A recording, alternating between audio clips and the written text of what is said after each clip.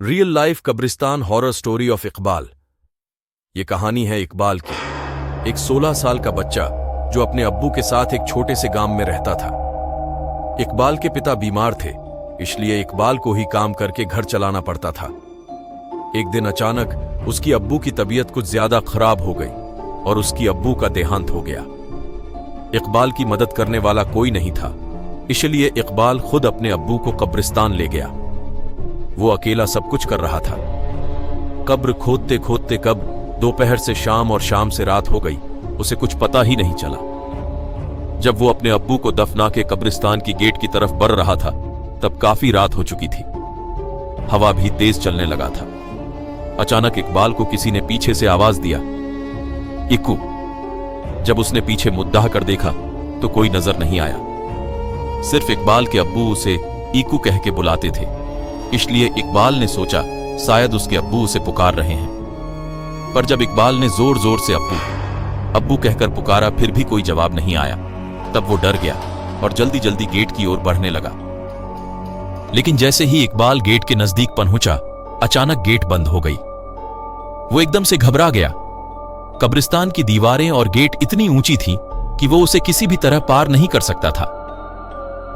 कब्रिस्तान की एक और गेट थी जो कि पीछे की तरफ थी, लेकिन उस गेट तक जाने के लिए इकबाल को वापस कब्रिस्तान के बीच से होकर जाना पड़ता।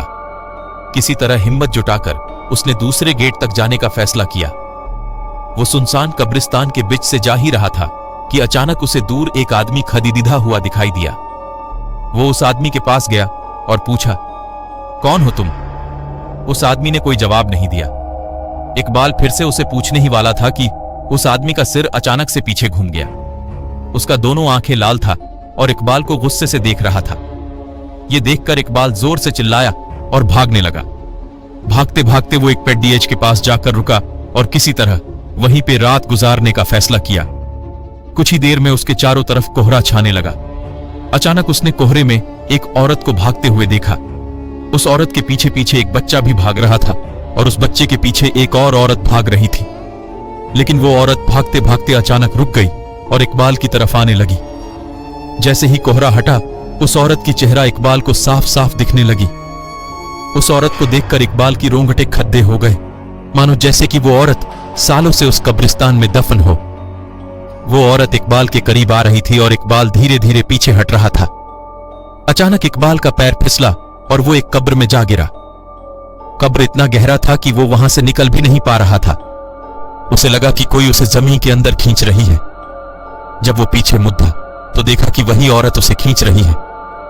उसका आधा शरीर जमीन के अंदर जा चुका था कि अचानक उसे लगा कोई उसका हाथ पकड़ डीएच के ऊपर खींच रहा है। वो जैसे ही ऊपर आया, सीधा कब्रिस्तान के बाहर भागते हुए चला गया। उसे समझ आ गया था कि उसे ऊपर खींचने वाला उसके अब्बू ही था। इसीलिए कहते हैं, जो आपसे सच्चा प्यार करता है वो आपको मरने के बाद भी मदद करता है। हमें आशा है कि आपको हमारी सारी कब्रिस्तान की भूतिया कहानियां पसंद आई होगी।